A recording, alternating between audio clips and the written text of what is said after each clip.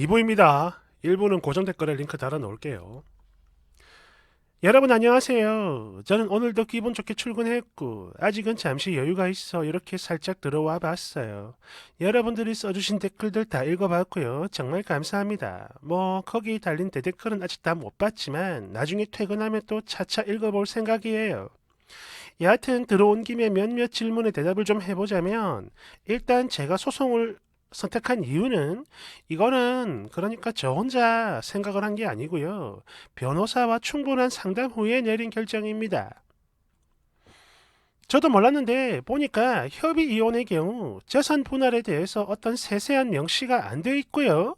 그런 만큼 재산 분할은 다 협의가 되었는가에 대해 그냥 예, 아니요로만 체크하고 넘어가 버리더라고요.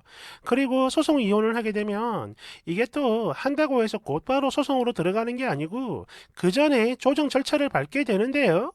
여기서 쌍방간 협의가 되면 소송으로 가지 않고 재산을 어떻게 분할할 것인지, 또 양육비는 얼마를 줄 것인지, 면접 교섭은 어디서 어떻게 할 건지 등등등 모든 것들을 명확하게 정할 수 있고 또 바로 법적 효력을 가집니다. 그래서 만약에 양육비를 지급하지 않는다면 법적인 절차를 손쉽게 밟을 수 있다는 엄청난 장점이 있는 거죠. 한마디로 보내버린다. 그런 겁니다. 그리고 협의 이혼을 하려면 이 그지 같은 인간을 무려 3번이나 더 봐야 하며 부부 상담도 같이 받아야 돼요. 또 자녀가 있으면 영상으로 교육도 받아야 되는데 이거 너무너무 싫더라고. 게다가 직장 때문에 시간 내기도 너무 어렵고 말이죠. 아니 그냥 토악질이 올라와서 얼굴 보기도 싫었어요. 그래서 소송을 선택한 겁니다.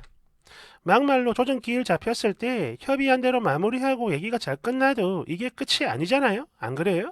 솔직히 그래. 석 달이면 돈 욕심에 마음이 변할 수도 있는 거고. 그래서 그냥 깔끔하게 소송으로 간 겁니다.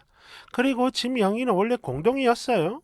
제 명의로 변경을 했지만 이게 또 변경을 했다 해도 아직 이혼이 완료된 게 아니다 보니까 이 집! 아직 제 거라는 보장이 없다 이거예요. 그러니까 조정을 마쳐야만 완벽하게 인정이 되는 부분이라서 지금도 그래요. 마지막까지 신경을 바짝 쓰고 있습니다. 참고로 남편이 하는 일이 그래요. 최소 이 지역에서 인적 네트워크가 엄청 탄탄해야 하는 만큼 소문이 잘못 나면 타격이 되게 큰 업종이고요. 거기에 수익도 넉넉하고 또 일정하기 때문에 양육비의 경우 별 무리 없이 잘 받을 수 있을 거라고 봅니다. 많이 줄 거예요. 물론 이 인간을 믿어서가 아니라 만약 일이 틀어져 버리면 지가 수십 수백 배는 더 손해니까 알아서 잘 하겠죠 뭐. 또 저도 남편만큼 버는 건 아니지만 수익이 나쁘진 않고요. 일도 만족스럽고 동료들도 다 좋아서 괜찮습니다. 거기다 양육비까지 받으면 저 혼자 아이 키워도 경제적인 어려움은 전혀 없을 거란 예상이 돼요. 그리고 저희가 별거를 한다고 하니까 몇몇 분들이 오해를 하시는데 제가 집을 나간 게 아니고 남편 놈이 나갔습니다. 사무실 2층에 간이 숙소가 하나 있는데요. 거기에서 살고 있죠. 아니면 그 여자랑 모텔을 가든 할 텐데 그러거나 말거나 이젠 아무런 상관이 없습니다. 사실 저희 시가에서는 제가 매일 남편을 괴롭혔고 그래서 남편의 마음이 흔들려 나간 거라고 하길래 저도 곰곰이 제 지난날을 되돌아봤는데요. 그럼 그렇게 틀린 말은 아니더라고요. 결혼 생활 내내 남편을 홀대하고 외롭게 하면서 증오했던 거, 이건 맞아요. 깨달았죠. 그래서 이 부분은 저도 반성을 했습니다. 근데요, 그렇게 된 데에는 시무와 시누이들의 시자지를 이 인간이 막아주지 못한 부분이 큰 것도 사실입니다. 지 탓이죠. 물론 반성을 한다는 거지, 그렇다고 해서 이 인간을 억지로 붙잡고 싶은 마음 추호도 없어요. 솔직히 이 인간 얼굴이 못난 건 아니에요. 아니 잘생겼죠. 미남입니다. 이건 저도 인정해요. 하지만 그러면 뭐해. 결혼하고 살이 엄청나게 쪘는데. 아무래도 그래. 업무상 거래처랑 술 마실 일이 많고 또 워낙에 먹는 걸 좋아해서 그런 그런 거죠. 그리고 지 커리어와 어린 여자한테 피해갈까봐 제가 지 폰 몰래 봤던 걸 걸고 넘어져서 고소를 해버리면 처벌을 받는다며 대놓고 떵떵거리면서 그 여자 이야기만 나오면 고성을 지르며 변호를 하더라고.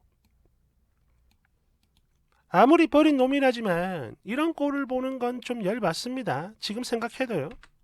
또 증거 잡는 거 이거 생각보다 품이 많이 드는 일이고 흥신소 같은 데서 수집한 증거는 오히려 저한테 불리할 수 있다고 하길래 그냥 다 내려놨어요. 귀찮더라고. 뭐 어차피 집만 받으면 집값이 9억이 넘거든요. 뭐 저도 딱히 손해보는 건 아니라는 생각이 들었습니다.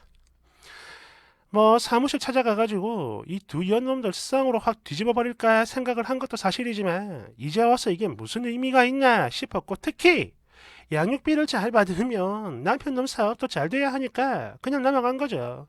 거기다 늘 불행한 결혼 생활이었고 남편이 아닌 그저 아이의 부모로만 이어져 있는 데다가 그런 사이다 보니까 따로 살면 좋겠다라고 생각을 했던 게 이루어졌기 때문에 지금요 100% 아니지 그 이상으로 만족을 하고 있어요. 아우 너무 좋아. 물론 조정이 다 끝나고 그때까지 이 인간의 마음이 변하지 않아야 가능한 거겠지만 말이죠. 그러니까 저는 여러분 지금 정신 승리를 하는 게 아니에요. 그리고 그 여자 남편이 돈 잘 쓰고 선물 잘 사주고 옛날 연애할 때 저한테 했던 것처럼만 해준다면 아마 늙은 아저씨라도 사랑할 수 있을 거예요. 아마도. 하지만 길게도 말고 딱 1년만 같이 살아보면 이 인간이 어떤 인간인지 분명 알게 될 겁니다. 후회 막심이겠죠. 네, 안 봐도 뻔해요. 물론 그땐 후회해도 늦은 거고. 불행한 결혼을 해본 사람만 이해할 수 있다는 그 그지 같은 감정을 저는 매일매일 느꼈습니다. 그래서 지금은 이 인간과 헤어져 정말 다행이라 생각하고 내 아이와 둘이서만 사는 게 너무너무 행복하고 좋아요. 물론 앞으로도 계속 쭉 아이랑 함께 행복할 거고요. 여러분들도 행복 누리면서 살기를 진심으로 기원드립니다. 그럼 이제 정말로 안녕. 다들 감사했어요. 잘 있어요. 댓글 1번. 그래. 지도 같이 살아보면 알겠지. 그 멋진 남자도 그냥 배 툭 튀어나온 아저씨였다는 걸 말이죠. 내 댓글.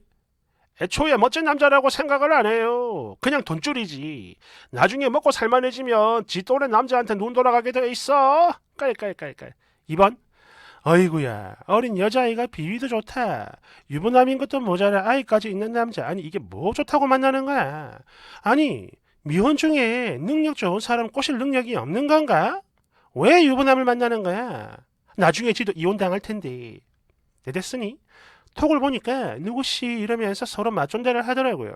근데 시가 때문에 조금이라도 부딪히면 저한테 욕하고 막말하는 거 이런 모습이랑 너무 다르고 아니 그냥 다른 인간이었어요. 같은 존재일 수가 없어. 아우 이 그지 같은 놈. 그래요. 뭐 얼마나 갈지 궁금하긴 합니다. 끌끌. 3번. 별거 술배 등등등 써놓은 꼬라지 보니까 남편이랑 벽 쌓은 지 꽤 오래됐나 본데 그렇게 의무로 살다가 마침 남편이 꼬리를 잡히니까 옳다구나 했겠지 뭐.